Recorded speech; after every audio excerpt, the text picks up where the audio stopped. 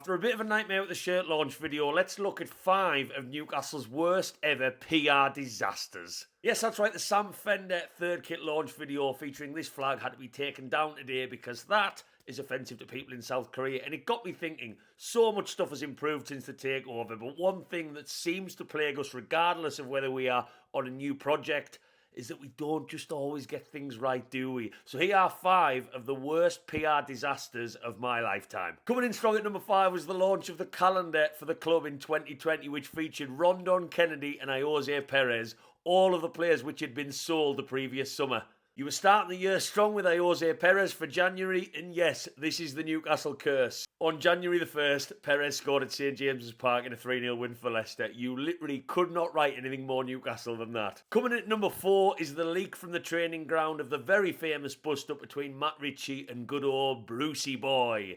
Matt Ritchie called him a coward after Steve Bruce had publicly criticised him for not passing on information when we drew 1-1 against Wolves. And for a long time, Steve Bruce just would not shut up about how disgraceful it was that things were being leaked and how they were investigating it. Not like this man to be dramatic. Coming in at number 3 was Joey Barton. Love him or hate him, he came out in 2011 and used his Twitter to criticise the club after a very, very disappointing summer transfer window the summer before. I mean, the players going on Twitter and publicly criticising the club was a disaster from start to finish, and it actually caused Pardew to get new contracts sent out to every player that they can and can't say certain things on the social media.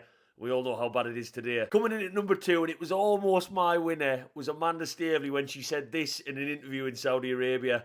A coach that basically doesn't even want to come to work. I mean, Steve Bruce, he gave the players about 6 days off a week and he didn't even want to come to work himself. And Amanda Staley had to come out and do this apology on her own Instagram. I would never apologise if I was you, Mandy. Last, but certainly not least, the one that takes the biscuit, or should I say the kebab, was Joe Kinnear's comments when talking on TalkSport as our director of football. Area up front, having seen them over the last season, you think they need to strengthen? Magnificent midfield players, Toyota, Ben Afra, Johan Kebab, Sissoko. That is a Premier League director of football referring to one of our best players on the radio as a takeaway delicacy.